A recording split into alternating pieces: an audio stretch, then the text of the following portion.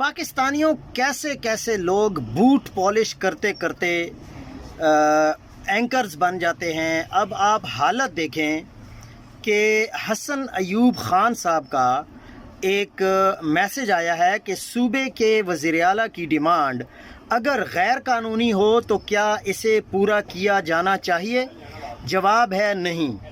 اس لیے ایک نااہل اور عدالتی سزا یافتہ مجرم سے صوبائی کابینہ کی تشکیل کے لیے مشاورت کی اجازت قانون اور عدالتی فیصلے نہیں دیتے، لہٰذا سہیل آفریدی کو ملاقات کی اجازت نہیں دی جا سکتی اور عشق عمران کا امتحان جاری رہے گا۔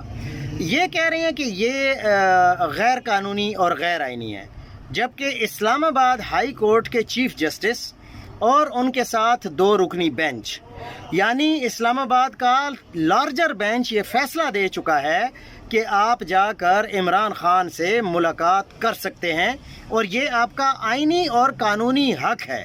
اور ادھر سے حسن ایوب صاحب جیسے نام نہاد بوٹ پالشیا صحافی کہہ رہے ہیں کہ نہیں، آپ کو ملنے کی اجازت نہیں ہے۔